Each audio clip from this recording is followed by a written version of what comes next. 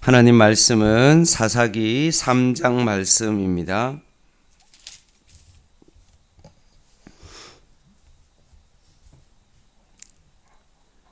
사사기 3장 말씀 한 절씩 교독하겠습니다. 여호와께서 가나안의 모든 전쟁들을 알지 못한 이스라엘을 시험하려 하시며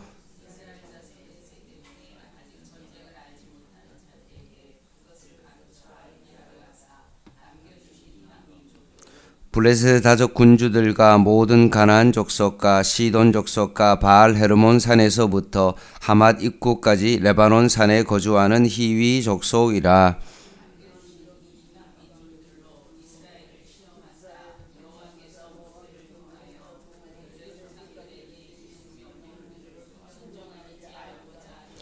그러므로 이스라엘 자손은 가나안 족속과 헷 족속과 아모리 족속과 브리스 족속과 히위 족속과 여부스 족속 가운데에 거주하면서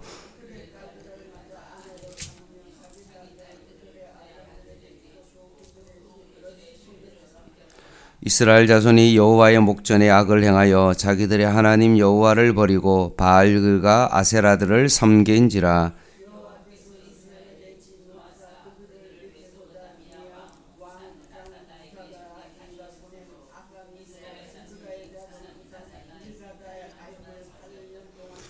이스라엘 자손이 여호와께 부르짖음에 여호와께서 이스라엘 자손을 위하여 한 구원자를 세워 그들을 구원하게 하시니 그는 곧 갈렙의 아우 그나스의 아들 온니엘이라.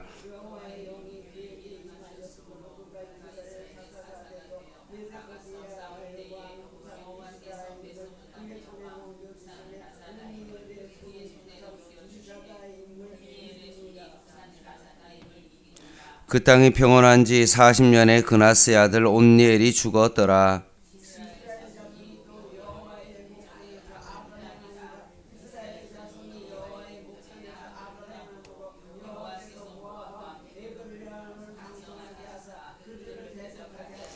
에글론이 암몬과 아말렉 자손들을 모아 가지고 와서 이스라엘을 쳐서 종려나무 성읍을 점령한지라.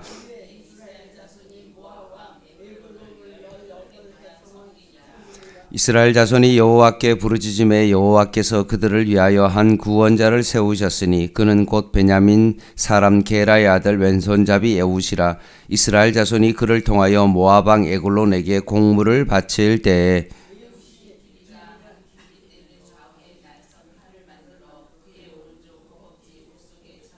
공물을 모압 왕 에글론에게 바쳤는데 에글론은 매우 비둔한 자였더라.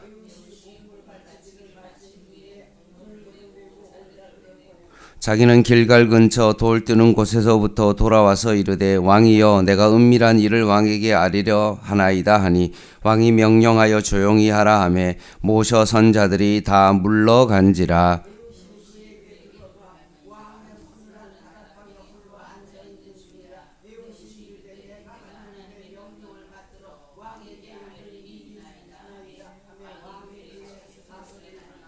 에웃이 왼손을 뻗쳐 그의 오른손 허벅지 위에서 칼을 빼어 왕의 몸을 찌르매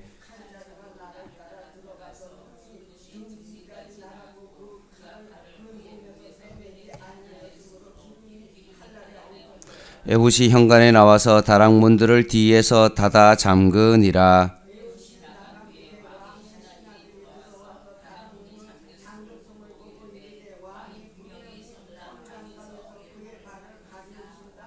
그들이 오래 기다려도 왕이 다락문들을 열지 아니하는지라. 열쇠를 가지고 열어본즉 그들의 군주가 이미 땅에 엎드려져 죽었더라.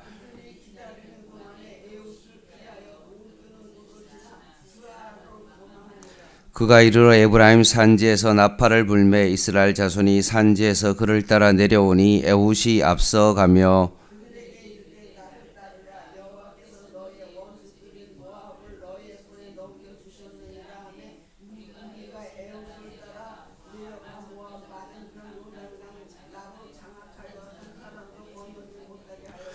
그때 모압 사람 약 10,000명을 죽였으니 모두 장사여 모두 용사라. 한 사람도 도망하지 못하였더라.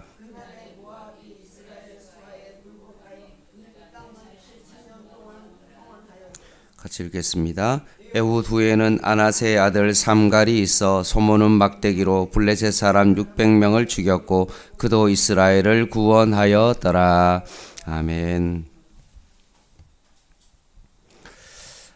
하나님께서 가나안 땅을 이스라엘 백성에게 주시면서 하신 명령은 바로 그 땅의 모든 주민을 내쫓아라, 진멸해라, 그리고 단을 허물라라고 말씀하셨습니다.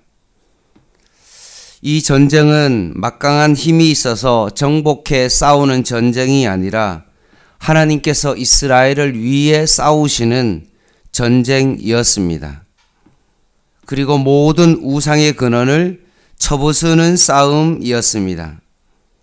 그래서 이스라엘이 해야 될 일은 뭐냐 하면 하나님을 전적으로 의지하고 순종하며 나아가는 것뿐이었습니다.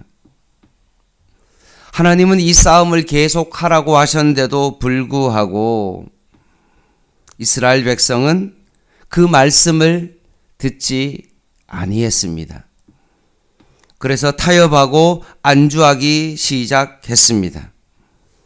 그래서 결국은 그러자 하나님의 특별 조치가 내려졌는데 그것은 뭐냐 하면 그 땅의 거민들을 남겨두는 것이었습니다.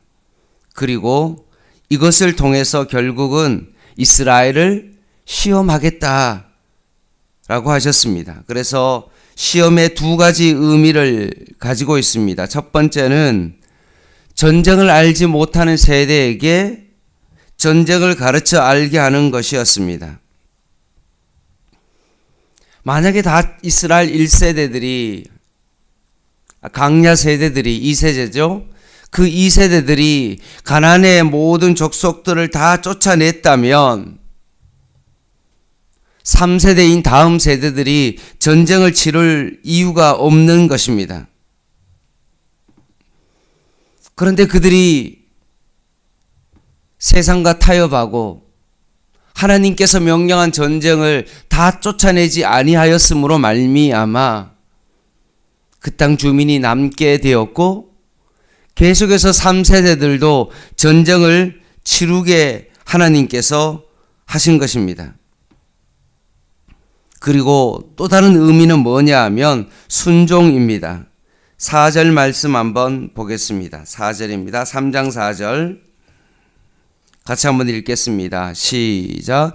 남겨두신 이 이방 민족들로 이스라엘을 시험하사 여호와께서 모세를 통하여 그들의 조상들에게 이르신 명령들을 순종하는지 알고자 하셨더라. 아멘.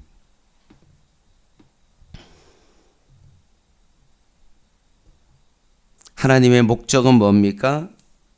이스라엘 백성들이 하나님을 자신의 신으로 삼고 하나님 안에 살며 하나님의 언약을 이어가게 하는 것이었습니다.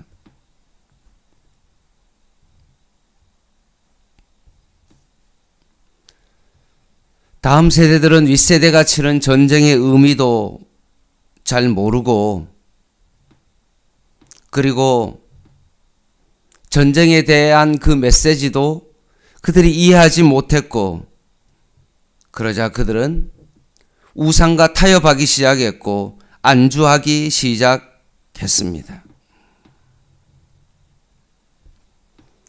선조들의 신앙을 되돌아보지 못하고 우리 과연 선조들은 어떤 신앙을 가졌는지 한번 깊이 생각해 볼 만한데 전혀 그런 생각을 하지 아니하고 그냥 자신들이 그냥 가나안 땅에서 가나안의 족속들과 타협하면서 먹고 마시고 시집가고 장가가고 사고 파는 것이 자신의 모든 것인 양 그냥 그들이 산 것입니다. 이것은 다음 세대의 문제이죠. 그러나 이것이 다음 세대의 문제뿐만 아니라 사실은 또한 공동 책임이 있는데 그것은 바로 믿음의 부모 세대들이 다음 세대들에게 신앙을 제대로 전수하지 못했다는 겁니다. 말로만 하나님 믿어야 된다라고 그렇게 하는 것이 아니라 실제로 하나님을 믿는 믿음의 삶을 순종함을 통하여 그들에게 보여줘야만이 그 다음 세대들이 부모를 보면서 아 그렇구나 믿음으로 사는 것은 이런 거구나 라고 보고 자신들도 그 믿음의 길을 걸어가야 될 텐데 전혀 부모들도 하나님의 명령에 순종하여 진멸해야 될 그 전쟁 가운데 진멸하지 아니하고 바알과 아스타롯을 섬기니 다음 세대도 불보듯이 뻔한 일이 아니겠습니까?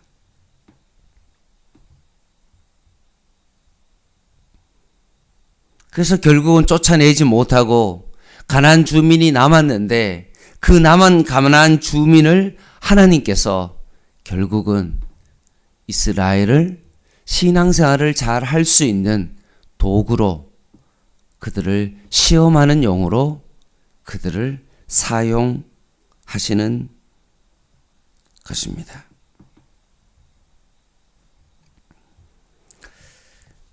그래서 오늘 본문에 보면 7절 말씀을 한번 보시겠습니다. 이스라엘 자손이 여호와의 목전에서 악을 행하여 자기들의 하나님 여호와를 잊어버리고 바알과 아세라를 섬기게 됩니다. 그러자 하나님께서 8절에 보면 메소포타미아 왕 구산 리사다임의 손에 파십니다. 이 왕이 얼마나 악한 왕이냐 하면 이름에 나와 있는데 구산 리사다임, 구산이라는 왕이거든요.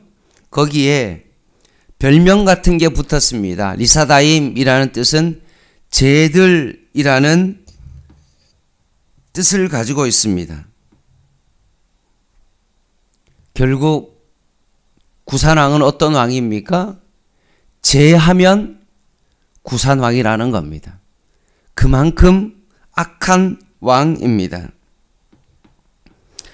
쟤와는 분리될 수 없는 왕이 바로 구산 리사다임 왕입니다. 근데 그 왕이 지금 이스라엘을 괴롭히기 시작한 겁니다. 얼마나 악랄하게 괴롭혔겠습니까? 그 고통으로 인하여 결국 9절에 보면 그들이 하나님 앞에 부르짖기 시작합니다. 그 간절한 부르짖음에 하나님께서 그들을 외면하지 아니하시고 결국 온니엘이라는 사사를 보내십니다. 그리고 이스라엘을 구원하십니다.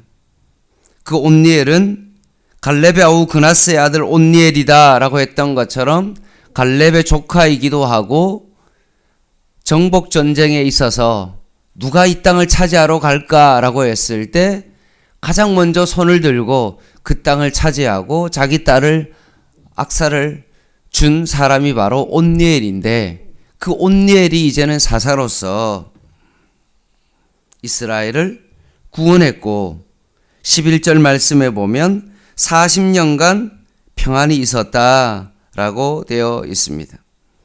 그리고 40년이 지나자 12절 말씀에 보면 이번에는 모압왕 에굴론이 하나님께서 사용하셔서 이스라엘이 또 악을 행하자 하나님께서 에굴론을 사용하셔서 결국 18년 동안 지배하게 되었습니다. 또 너무나 힘드니까 하나님 앞에 부르짖기 시작하죠.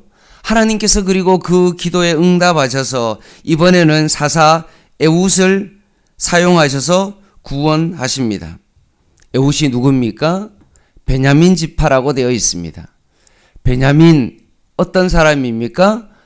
오른손의 아들입니다.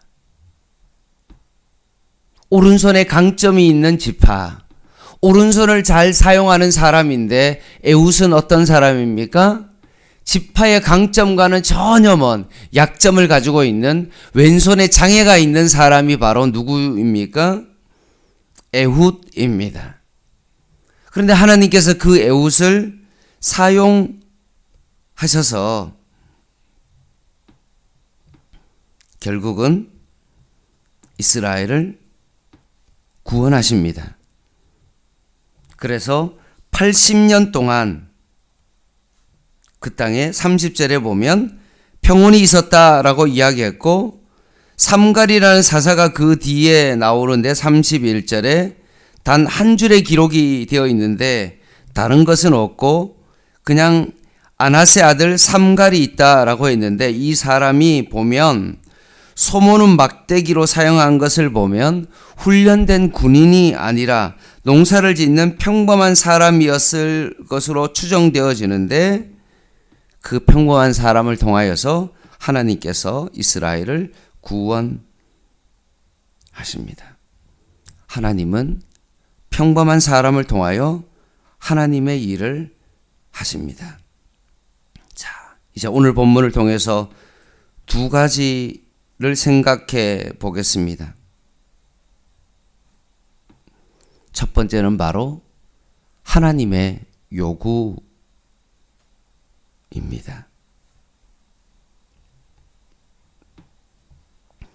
이스라엘 자손에게 하나님께 요구하셨던 것은 바로 뭡니까? 순종입니다.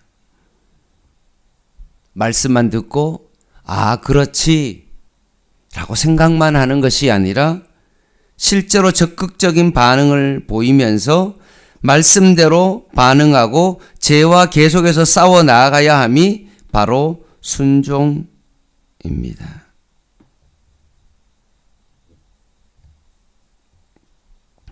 그리스도인은 이 세상 가운데 살아갈 때 죄와 싸우지 않으면 반드시 패배합니다. 가만히 있으면 우리는 질 수밖에 없습니다. 끝까지 말씀 가운데 순종하는 길만이 우리가 전쟁에서 승리하는 유일한 방법입니다. 하나님을 의지하여 죄와 담대히 오늘도 살아가야 된다는 겁니다. 이스라엘 백성이 가나안 정착 가운데 좋은 게 좋은 거지 뭐라고 생각하고 그냥 단지 가나안 족속의 그 문화와 농경사회와 그들의 부유함이 자신에게 있어서 유익함을 주고 이제는 괜찮네, 살만하네 라고 안일한 마음을 가지고 죄와 싸우지 않고 그냥 살아갔을 때 그들이 우상 숭배하고 죄의 유혹을 이기지 못하고 죄와 함께 더불어 살아갈 때 결국 그들이 남겨놓은 가나안 족속을 통하여서 고통당하고 압제당하고 고난을 당할 수밖에 없었기에 우리는 이 본문을 통하여서 끝까지 죄와 싸우는 삶을 순종함으로 싸워야 된다는 것을 알 수 있습니다. 그리고 두 번째는 하나님이 사용하는 그 사사들을 볼 때 다양한 연령들, 배경들, 능력들이 다 차이가 있다는 겁니다. 하나님이 사용하시는 사람은 어떤 특별한 사람을 사용하는 것이 아닙니다. 능력이 있기 때문에 그 사람을 사용하는 것이 아닙니다. 삼갈처럼 농사 짓는 사람도 오른손에 장애가 있고 지파에서 완전히 버림받고 그 지파에서는 도저히 소속될 수 없는 어떤 그런 사람이라 할지라도 하나님께서 사용하시고자 하면 하나님은 사용하신다는 것입니다. 결론적으로 우리가 어떻게 하나님과의 깊은 관계를 맺으며 사는가가 중요하지, 내 능력은 사실 중요하지 않은 것입니다. 오늘도 하나님의 말씀 가운데 순종하시고 하나님이 사용하시는 그런 삶을 살아가는 저와 여러분 되시기를 주님의 이름으로 간절히 부탁을 드립니다. 기도하겠습니다.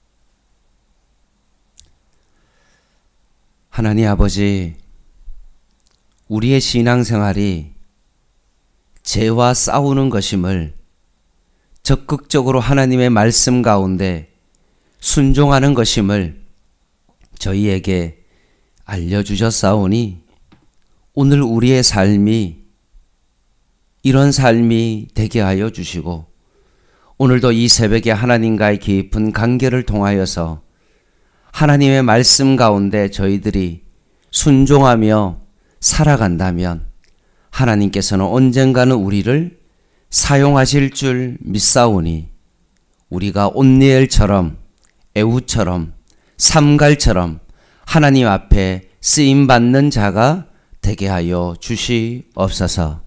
예수님의 이름으로 간절히 기도드립니다. 아멘. 오늘 수요 예배 7시 반에 있습니다. 개인 기도 하시겠습니다.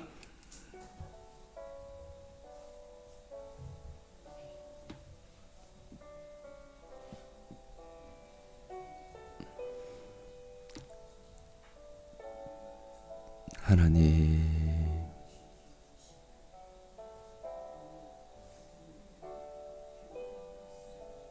오른손에 장애가 있던 에훗도 사용하시는 주님,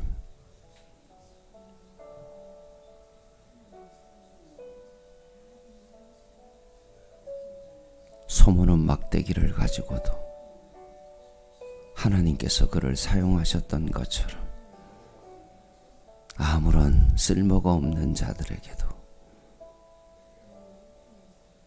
주님과의 깊은 관계를 가지고 믿음으로 살아간다면 하나님께서 그를 사용하실 줄 믿습니다.